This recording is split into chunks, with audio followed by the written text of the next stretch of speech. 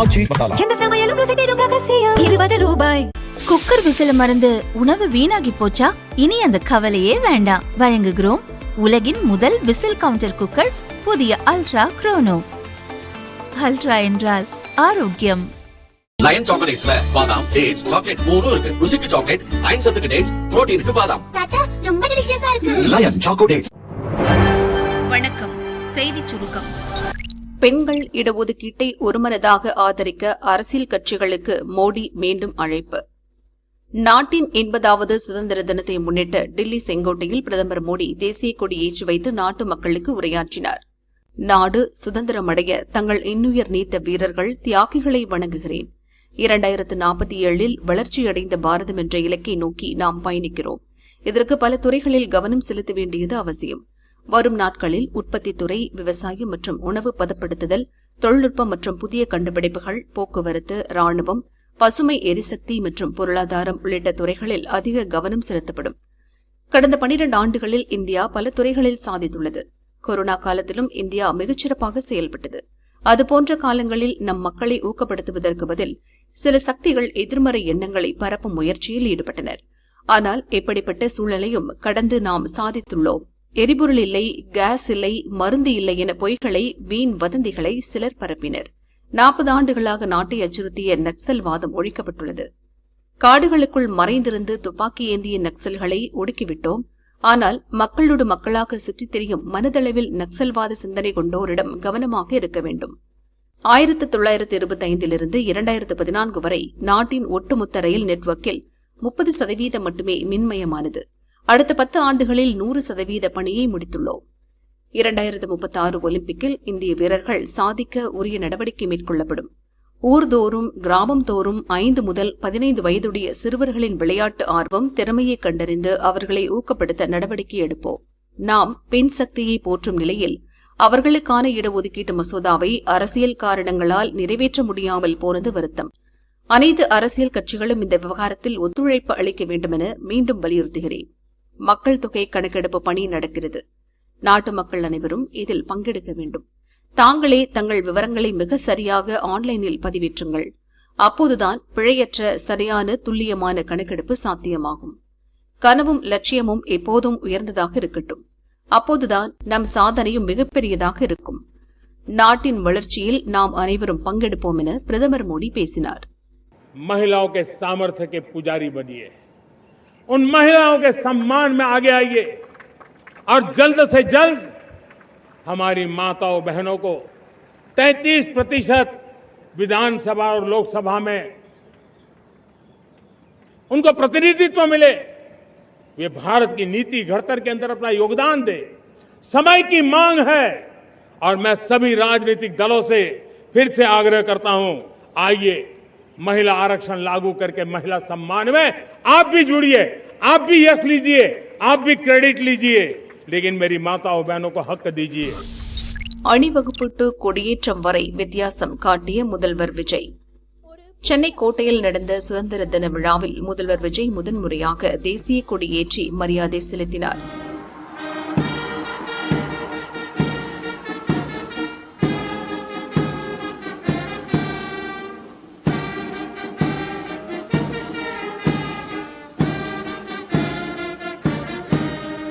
வழக்கத்தை காட்டிலும் கோட்டை கொத்தளத்தில் கூட்டம் அதிகமாக குவிந்திருந்தது. முதல்வர் விஜய் பேசுவதை LED திரையில் பார்த்து பொதுமக்கள், காவலர்கள் ரசித்தனர். இனிமேதான் நீங்க நம்மளோடவே கூடவே இருக்கணும், உறுதியா நம்ம அரசோடவே கூட இருக்கணும்.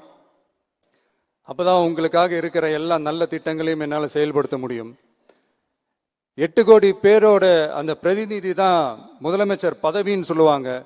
அதனாலதான் சொல்றேன், மக்கள் தான் ஆட்சியாளர்கள். இங்க நானு, எல்லாருமே அங்க இருக்கிறவங்க எல்லாருமே மக்களோட சர்வன்ட்ஸ். அப்படிதான் நான் அதை பாக்குறேன். விழாவில் நடிகை த்ரிஷா, அவரது தாயார் உமா மற்றும் முதல்வர் விஜயின் பெற்றோர் சந்திரசேகர், ஷோபா உள்ளிட்டோர் பங்கேற்றனர்.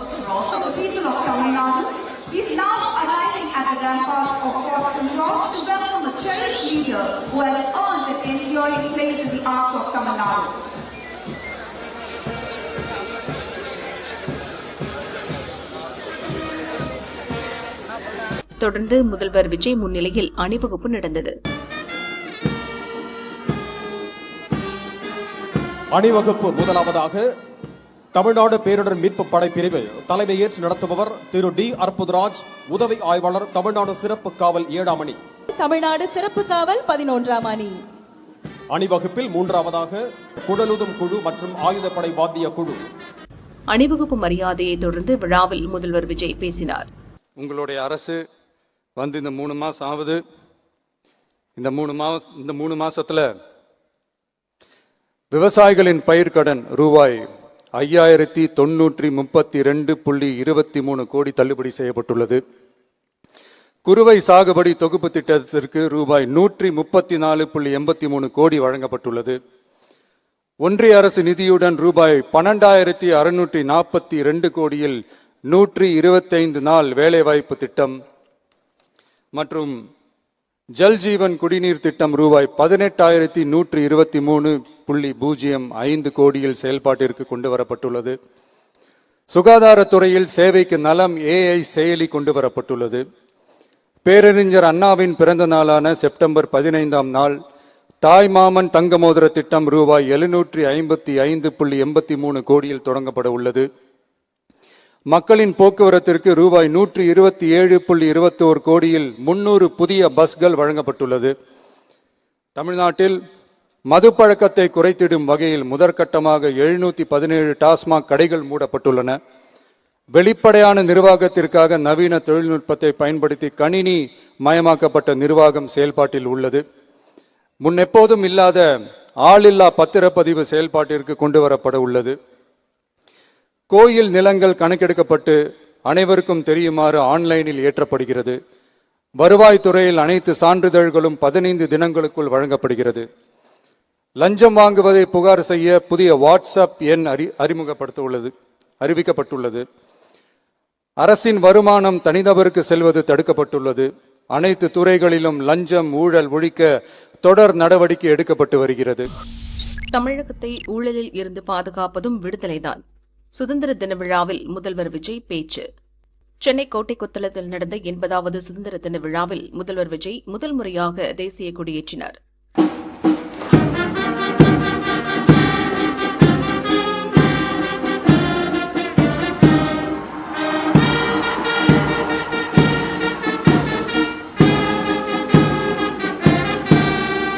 முன்னதாக போலீசாரின் அணிவகுப்பு மரியாதையை முதல்வர் விஜய் ஏற்றுக்கொண்டார். நம்ம மகாத்மா காந்திஜி அவர்கள் அவங்களுடைய தலைமையில் 1947 இதே இந்த ஆகஸ்ட் 15ஆம் தேதி நமக்கு அந்த சுதந்திரம் கிடைச்சது. இன்னைக்கு நம்ம எல்லாரும் அந்த சுதந்திரத்தை கெட்டியாக பிடிச்சிக்கிட்டு படிப்படியாக டெவலப் ஆகி வந்துக்கிட்டே இருக்கிறோம். அந்த டெவலப்மெண்ட்ஸை அடுத்தடுத்த கட்டத்துக்கு கொண்டு போக வேண்டியது நம்ம எல்லாருடைய ஒரு கடமையும் கூட. இந்த நேரத்தில் நம்ம தமிழ்நாட்டை லஞ்சத்திலிருந்து ஊழல்லேருந்து காப்பாற்றுறதும் ஒரு மிகப்பெரிய ஒரு விடுதலைக்கு சமமான ஒரு விஷயம்தான். அதை நோக்கி தான் நம்ம அரசும் செயல்பட்டுக்கிட்டு வந்துகிட்டு இருக்கு.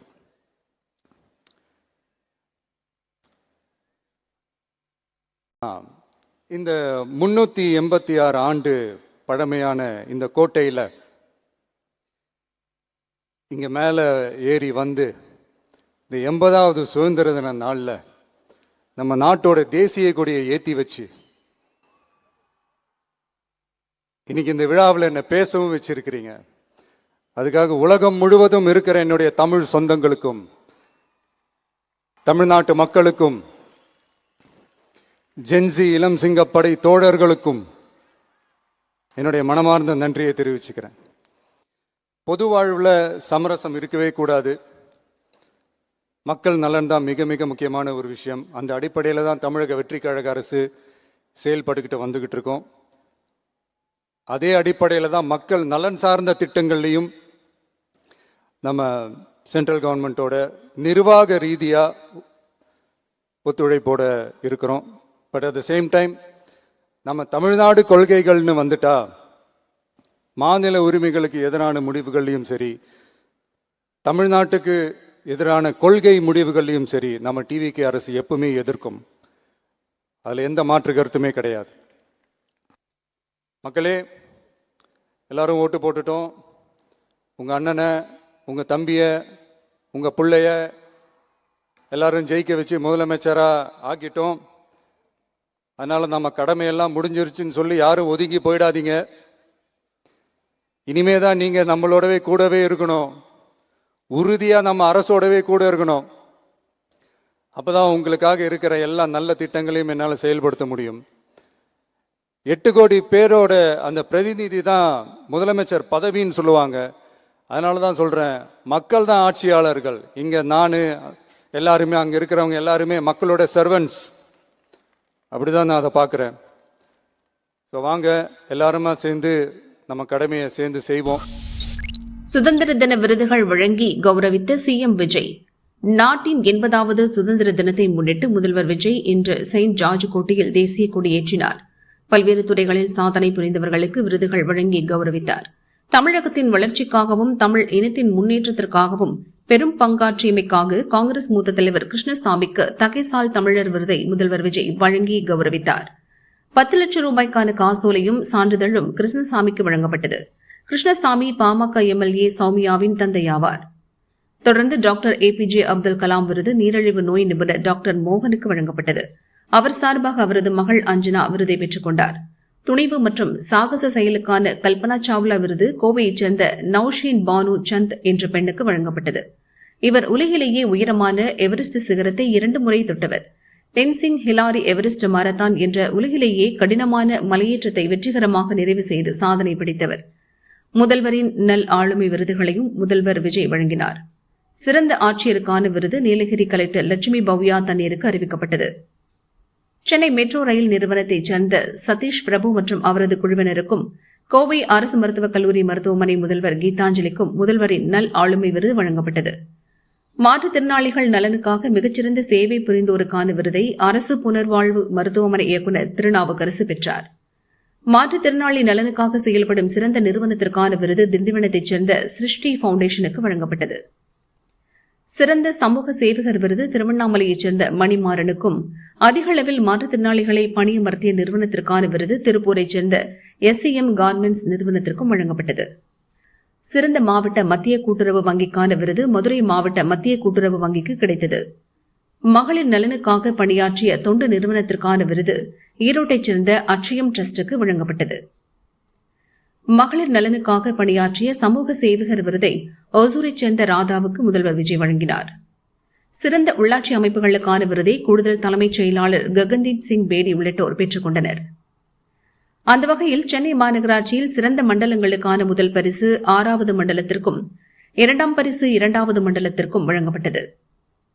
சிறப்பாக செயல்படும் மாநகராட்சிகளில் கோவைக்கு முதல் பரிசும் 2வது பரிசு தஞ்சாவூருக்கும் வழங்கப்பட்டது.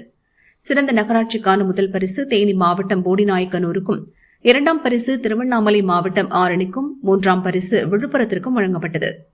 சிறந்த பேரூராட்சிகளில் முதல் பரிசு தஞ்சை மாவட்டம் திருவிடைமருதூருக்கும், 2ஆம் பரிசு கன்னியாகுமரி மாவட்டம் கருங்கலுக்கும், 3ஆம் பரிசு கோவை மாவட்டம் செட்டிப்பாளையத்திற்கும் வழங்கப்பட்டது. சுதந்திர தினத்திலும் தங்கம் விலை உயர்வு. சர்வதேச நிலவரங்களால் கடந்த சில தினங்களாக தங்கம் விலை ஏற்ற இறக்கம் கண்டு வருகிறது. தமிழகத்தில் நேற்று காலை தங்கம் விலை சவரனுக்கு 1440 ரூபாய் சரிவடைந்து 1,12,320 ரூபாய்க்கு விற்கப்பட்டது. ஆனால் நேற்று மாலை தங்கம் சவரனுக்கு 1280 ரூபாய் அதிகரித்து 1,13,600 ரூபாய்க்கு விற்பனையானது.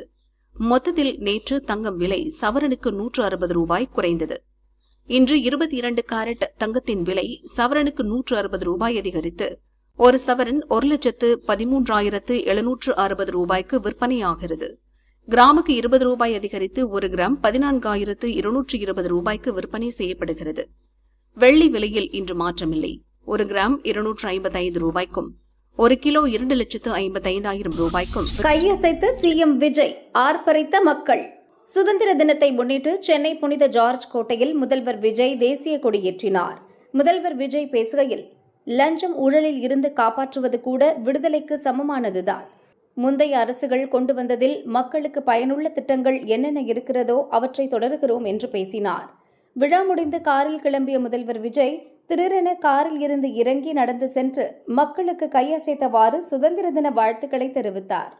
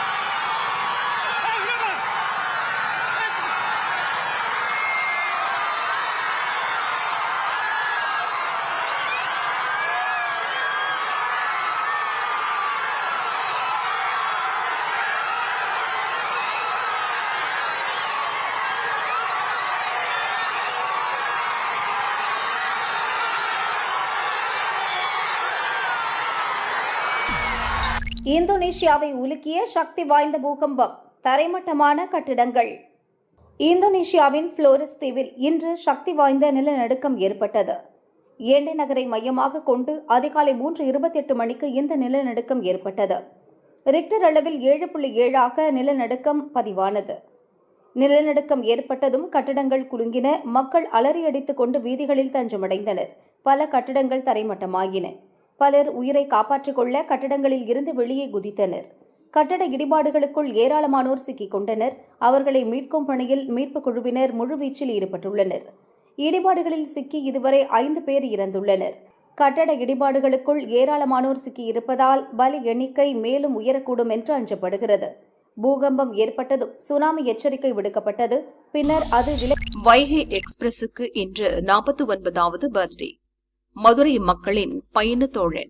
1977 ஆண்டு ஆகஸ்ட் 15ஆம் தேதி சுதந்திர தினத்தன்று வைகை எக்ஸ்பிரஸ் ரயில் மதுரை சென்னை இடையே தனது முதல் பயணத்தை துவங்கியது. கடந்த 48 ஆண்டுகளாக தென் மாவட்ட மக்களின் முக்கியமான பகல் நேர ரயிலாக வைகை எக்ஸ்பிரஸ் இருந்து வருகிறது. வைகை எக்ஸ்பிரஸுக்கு இன்று 49வது பிறந்த நாளாகும். இதை முன்னிட்டு மதுரை ரயில் நிலையத்தில் பிறந்தநாள் கொண்டாட்டம் நடந்தது. ரயில் பயணிகள் ஒன்று சேர்ந்து ரயிலுக்கு மாலை அணிவித்து அலங்காரம் செய்தனர். தேங்காய் உடைத்து தீபம் காட்டி சிறப்பு வழிபாடு செய்தனர். வைகை எக்ஸ்பிரஸ் ரயிலின் பிறந்த நாளை குறிக்கும் வகையில் கேக் வெட்டி கொண்டாடினர். ரயில் பயணிகளும் ரயில்வே ஊழியர்களும் ஒருவருக்கொருவர் இனிப்பு வழங்கி மகிழ்ச்சியை பகிர்ந்து கொண்டனர். முதலில் வைகை எக்ஸ்பிரஸ் மீட்டர் கேஜ் பாதையில் ஓடியது. அன்றைய காலகட்டத்தில் இந்தியாவின் அதிவேக மீட்டர் கேஜ் ரயில்களில் ஒன்றாக திகழ்ந்தது. மதுரை முதல் சென்னை வரையிலான 495 கிலோமீட்டர் தூரத்தை குறைந்த நேரத்தில் கடக்கும் வகையில் வேகமாக இயக்கப்பட்டதால் தொடக்க காலத்திலேயே வைகை எக்ஸ்பிரஸ் பயணிகளிடையே மிகப்பெரிய வரவேற்பை பெற்றது. மீட்டர் கேஜ் பாதை அகலப்பாதையாக மாற்றப்பட்டதைத் தொடர்ந்து வைகை எக்ஸ்பிரஸ் ரயிலும் அகலப்பாதையில் இயக்கப்பட்டது. சென்னை மதுரை இடையே தினசரி இயக்கப்படும் வைகை எக்ஸ்பிரஸின் அனுமதிக்கப்பட்ட அதிகபட்ச வேகம் மணிக்கு 110 முதல் 130 கிலோமீட்டர் வரையாகும். மதுரை, திண்டுக்கல், திருச்சி உள்ளிட்ட மாவட்டங்களைச் சேர்ந்த அரசு ஊழியர்கள், தொழிலாளர்கள், மாணவர்கள், வணிகர்கள் உள்ளிட்ட பல்வேறு தரப்பினரின் உற்ற தோழனாக இன்றும் வைகை எக்ஸ்பிரஸ் விளங்குகிறது. சுதந்திர தினத்தன்று பிறந்து சுதந்திர இந்தியாவின் வளர்ச்சி பயணத்துடன் இணைந்து 48 ஆண்டுகளை நிறைவு செய்துள்ள வைகை எக்ஸ்பிரஸ் இன்று 49வது ஆண்டில் அடியெடுத்து வைத்துள்ளது. வைகை எக்ஸ்பிரஸ் ரயில் 100 ஆண்டுகளை கடந்து மக்களுக்கு சேவையாற்றும் என மகிழ்ச்சியுடன் லோகோ பைலட் கூறினார். மத்திய அரசு ஒத்துழைப்பை எதிர்பார்க்கும் தமிழக அரசு. சென்னை கோட்டையில் நடந்த சுதந்திர தின விழாவில் முதல்வர் விஜய் தேசிய கொடி ஏற்றினார். அமைச்சர்கள் கலந்து கொண்டனர். சுகாதார அமைச்சர் அருண்ராஜ் கூறுகையில், மத்திய அரசுக்கு தாவேக அரசு ஒத்துழைக்கும், அதே நேரத்தில் மத்திய அரசின் ஒத்துழைப்பையும் நாங்கள் எதிர்பார்க்கிறோம் என கூறினார். It's a truly a historic moment for every one of us. A leader who is truly loved by all the people of Tamil Nadu, as rightly said by our CM. It is the people who have given this opportunity. It is the people who have elected this government, and it is the people who have created this opportunity for our leader hosting the tricolor in the ramparts of St. George Fort. So, as our leader said, it is a great opportunity. So, our mission is to have a government that is free of corruption and bribery, and that, in my opinion, is the biggest message to the people of Tamil Nadu, and this is a real independence. Administratively, this is going to be a real game changer for this entire Tamil society. Thank you. இப்போ இனிமேல் தான் ஒவ்வொரு துறைகளுக்கான மானிய கோரிக்கை வரப்போகுது.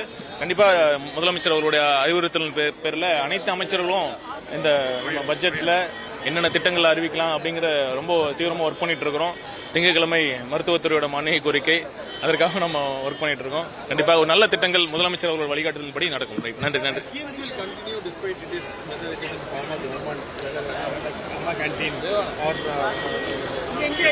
See, that is a true difference this government and our leader, Chief Minister, brings to this government, because just because a scheme was introduced by a previous government, it need not necessarily be discontinued. So whichever scheme is useful to the people, definitely they will be continued, and also wherever possible they will be improved, and so that more people and are benefited. Right. Thank you.